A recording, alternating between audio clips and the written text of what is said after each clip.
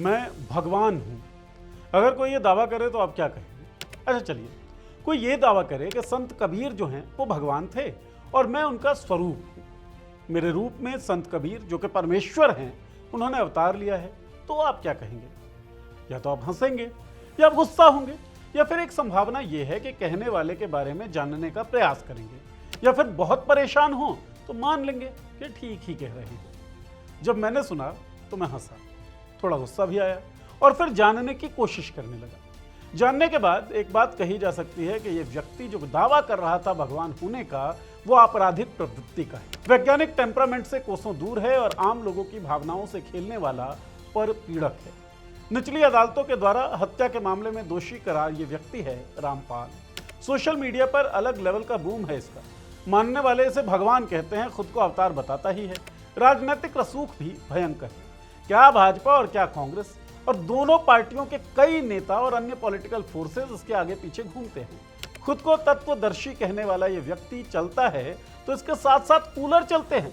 Scientific temper के खिलाफ काम करने वाला व्यक्ति, धर्म के नाम पर लोगों को भक्त बनाकर उनकी भावनाओं को गुलाम बनाने की कोशिश करने वाला व्यक्ति और अपने ही अनुयायियों को बंधक बनाकर पुलिस के खिलाफ ढाल बनाने वाला व्यक्ति ईश्वर का स्वरूप होगा या फ्रॉड?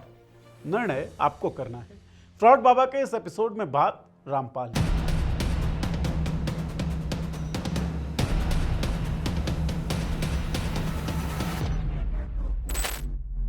नमस्कार, मैं हूं नीरज और आप देख रहे हैं पॉलिटिक्स। 8 सितंबर 1951 को हरियाणा के सोनीपत जिले के धनाना गांव में एक जाट किसान परिवार में रामपाल का जन्म होता है। परिवार ने पढ़ाई लिखाई पर ध्यान दिया और रामपाल को इंजीनियरिंग में डिप्लोमा करवा दिया। पढ़ाई पूरी होते ही रामपाल को सरकारी नौकरी मिल गई। हरियाणा सरकार के सिंचाई विभाग में जूनियर इंजीनियर के पद पर काम करने लगा। करीब 18 सालों तक रामपाल इसी नौकरी में रहा। शादी हुई, 4 बच्चे भी हुए, लेकिन रामपाल के मन में कुछ और ही चल रहा था। रामपाल बचपन से हनुमान का भक्त था। दिन में कई बार हनुमान चालीसा पढ़ता और मंदिर जाता। यहाँ रामपाल अक्सर बाबाओं को बड़े ध्यान से देखता। मन में हमेशा ये सवाल रहता था कि आखिर ये बाबा लोग करते क्या हैं और इनकी इतनी तूती बोलती कैसे है। 1988 में रामपाल की मुलाकात होती है कबीर पंथी गुरु स्वामी रामदेवानंद से। रामपाल के अपने दावे के मुताबिक जब यह मुलाकात हुई तो स्वामी रामदेवानंद की उम्र 107 साल थी। रामदेवानंद गरीब दासिये कबीर पंथ के प्रचारक थे और उनका मूल आधार यह था कि पारंपरिक हिंदू पूजा पाठ शास्त्रों के अनुकूल नहीं है। रामदेवानंद ने रामपाल को यह समझाया कि श्रीमद् भगवद गीता और अन्य धर्म ग्रंथों में जो लिखा है वह मूर्ति पूजा और परंपरागत हिंदू अनुष्ठानों से मेल नहीं खाता। ये बात रामपाल को बहुत गहरे तक छू गई, या यूं कहे रामपाल को अपने अगले करियर की झलक दिख गई इन बातों से। 17 फरवरी 1988 को रामपाल ने स्वामी रामदेवानंद से दीक्षा ली। ये तारीख आज भी रामपाल के भक्त बोध दिवस के रूप में मनाते हैं। अब रामपाल दोहरी जिंदगी जीने लगा। दिन में सिंचाई विभाग में जूनियर इंजीनियर और शाम को रामदेवानंद के साथ सत्संगों में। धीरे धीरे रामदेवानंद को यकीन हो गया कि यही आदमी उनका काम आगे बढ़ाएगा, विरासत संभालेगा। 1994 में स्वामी रामदेवानंद ने रामपाल को अपना उत्तराधिकारी चुन लिया। उत्तराधिकारी बनते ही रामपाल ने सरकारी नौकरी से दे दिया इस्तीफा। अब रामपाल के पास सत्संग के लिए समय ही समय था। रामदेवानंद के जाने के बाद इस पंथ पर रामपाल का एक छत्र कब्जा हो गया। वो सारी ताकत मिल गई जो एक बाबा को अपने साम्राज्य को खड़ा करने के लिए चाहिए होता है। 1994 से 1998 तक रामपाल गांव-गांव जाकर सत्संग करने लगा। फायदा हुआ। इन सत्संगों की वजह से उसके कई शिष्य बन गए। रामपाल के इन्हीं शिष्यों में से एक कृष्णदास ने बाद में शैतान बना भगवान नाम की किताब लिखी, जो इस पूरे जूनियर इंजीनियर से गॉडमैन बनने की कहानी को बयान करती है। यह किताब बताती है कि रामपाल का भगवान बनने का सफर कोई आध्यात्मिक यात्रा नहीं थी, बल्कि एक सोची समझी रणनीति थी, स्ट्रेटजी थी। आध्यात्मिक यात्रा के नाम पर वो जो सोची समझी स्ट्रेटजी थी वो चली जा रही थी। खैर, कहानी पर वापस लौटते हैं। मार्केट में बाबा और भी थे। रामपाल के सामने एक बड़ा सवाल था कि आखिर वो खुद को बाकी बाबाओं से अलग कैसे दिखाए, डिफरेंशिएटर क्या हो। इसके लिए उसने सबकी आलोचना करनी शुरू कर दी। जितने बाबा थे सबकी आलोचना करो और खुद को सबसे ऊपर बताओ। उसने कहना शुरू किया, जो हिंदू ग्रंथों में परम ब्रह्म के रूप में सोचा जाता है वो कोई और नहीं बल्कि कबीर दास है। उसका दावा था कि श्रीमद् भगवद गीता का ज्ञान श्री कृष्ण ने नहीं दिया था, बल्कि काल भगवान ने श्री कृष्ण के शरीर में प्रेत की तरह प्रवेश करके यह ज्ञान दिया था। लोगों का ध्यान रामपाल की ओर जाने लगा। यही रामपाल चाहता था, विवाद खड़ा करो, कुछ अलग सी बात बोलो और ध्यान खींचो। स्ट्रेटजी ने काम कर दिया और 1999 आते आते रामपाल ने करौथा गांव में अपना पहला सतलोक आश्रम बना लिया। भक्त आते गए, आश्रम बढ़ता रहा, लेकिन जैसे जैसे रामपाल की फैन फॉलोइंग बढ़ी, इसने दूसरे धर्मों और धार्मिक संस्थाओं पर हमले तेज कर दिए। इसी क्रम में रामपाल ने कई किताबें भी लिखी, ज्ञान गंगा, जीने की राह और गहरी नजर गीता में। इन किताबों में दावा किया गया कि मूर्ति पूजा गलत है, मंदिर मस्जिद में ईश्वर नहीं मिलता और हिंदू धर्म के परंपरागत पुजारी और संत सब भटके हुए हैं। ऊपर से तुर्रा यह कि सिर्फ रामपाल के पास ही असली भगवान तक पहुंचने का रास्ता है। यह सुनने में बहुत लॉजिकल लगता है कि मूर्ति पूजा गलत है, मंदिर मस्जिद में ईश्वर नहीं मिलता। तार्किक व्यक्ति भी बाबा के इस जाल में फंस जाता। लेकिन लॉजिकल लगने वाले रामपाल बाबा का पर्दे के पीछे कुछ और ही खेल चल रहा था। बाबा रामपाल दूध से नहाता था और फिर उसी दूध की खीर बनाकर भक्तों में प्रसाद के रूप में बांटी जाती थी। सोचिए, दूध से नहा रहा है एक व्यक्ति, उस दूध में खीर बन रही है और भक्तों में वो बट रहा है प्रसाद की तरह। रामपाल ऊंचे आसन पर ध्यान की मुद्रा में बैठ जाता और भक्त उसे नहलाते। उस दूध को बर्तन में इकट्ठा किया जाता और फिर खीर पकाई जाती। बाद में पता चला कि कमरे की छत पर लगे पाइप से रामपाल पर दूध गिराया जाता था। रोहतक के पुराने आश्रम में तो बाबा ने 20 गायें पाल रखी थी और उन्हीं के दूध से नहाता था। जो बाबा कहता था कि पत्थर की पूजा बेकार है, वही बाबा अपने नहाए दूध को चमत्कारी प्रसाद बनाकर भक्तों को खिला रहा था। यानी तेरा कुत्ता कुत्ता, मेरा कुत्ता टॉमी। मूर्ति पूजा, मंदिर, पंडित, मौलवी, सबकी बखिया उधेड़ना उसका रोजाना का काम था। दयानंद सरस्वती की किताब सत्यार्थ प्रकाश पर टिप्पणी करते हुए रामपाल ने दयानंद सरस्वती को गंजेड़ी, भंगेड़ी, नशेड़ी, ये सब कुछ बोल दिया। समाज सुधार का तो आसपास भी नहीं, स्वयं भांग खावें पीवें, तमाकू सूंघे, अबरक, पारे की गोली खावें, तमाकू खावें। रामपाल ने इस किताब की व्याख्याओं को सिरे से गलत बता दिया। आर्य समाज के लिए यह किताब पवित्र ग्रंथ की तरह है। 12 जुलाई 2006 को करौथा में जो सतलोक आश्रम था रामपाल का, उसके बाहर हजारों की भीड़ जमा हो गई और रामपाल के अनुयायियों, फॉलोअर्स तथा आर्य समाज के समर्थकों के बीच हिंसक झड़प हो गई। इस हिंसा में झज्जर जिले के गांव बागपुर के रहने वाले युवक सोनू की गोली लगने से मौत हो गई और 61 लोग घायल हुए। पुलिस ने आश्रम को सील कर दिया और रामपाल सहित 38 लोगों के खिलाफ धारा 302 हत्या, 307 हत्या का प्रयास, 120 बी आपराधिक षड्यंत्र, 148, 149 और आर्म्स एक्ट के तहत केस दर्ज कर लिए। रामपाल को गिरफ्तार कर लिया गया और करीब 1.5 साल रोहतक जेल में रखा। गिरफ्तारी के बाद जब आश्रम की जांच हुई तो पता चला रामपाल 12 फुट ऊंचे बुलेट प्रूफ सिंहासन पर बैठकर भक्तों को प्रवचन देता था।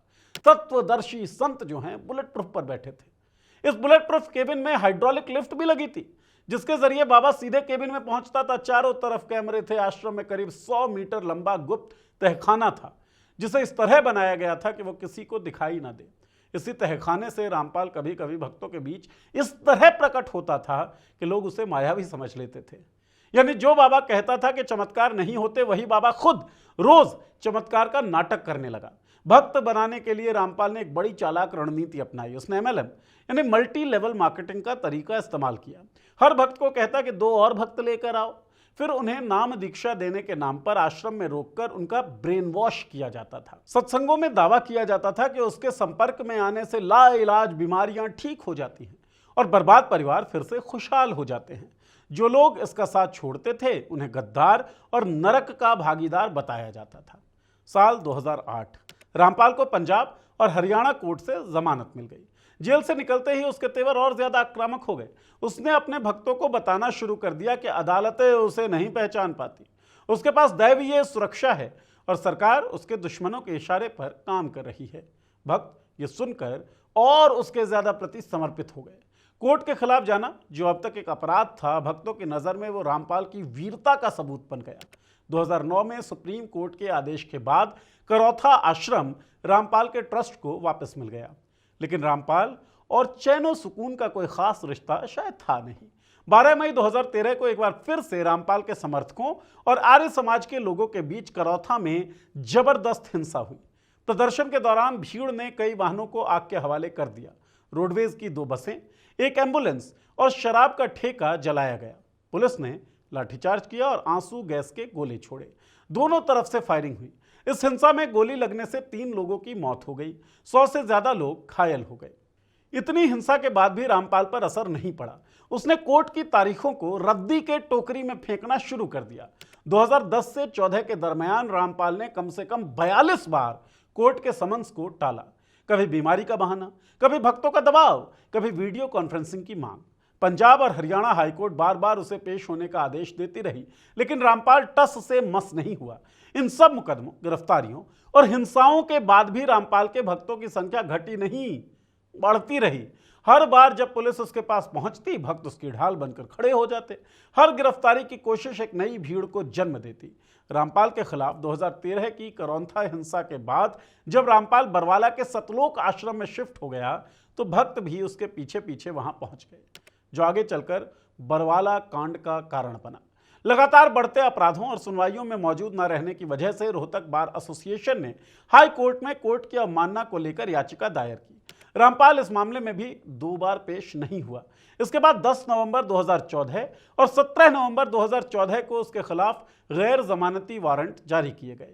17 नवंबर को भी गिरफ्तारी नहीं होने पर हाईकोर्ट ने पुलिस को 20 नवंबर तक का आखिरी अल्टीमेटम दिया। हाईकोर्ट ने पुलिस को 18 नवंबर 2014 को जब पुलिस रामपाल को गिरफ्तार करने बरवाला स्थित सतलोक आश्रम पहुंची, तो हजारों समर्थकों ने आश्रम के अंदर और बाहर दोनों तरफ घेरा बनाकर पुलिस को अंदर जाने से रोक दिया। यह एक सोचा समझा इंतजाम था। रामपाल के भक्त पुलिस पर गोलियां बरसा रहे थे, हथगोले फेंक रहे थे। करीब 10 दिनों तक ये टकराव चला। 10 दिनों तक रामपाल ने आश्रम में मौजूद अनुयायियों को बंधक बनाकर पुलिस को अंदर आने से रोकने का प्रयास किया था।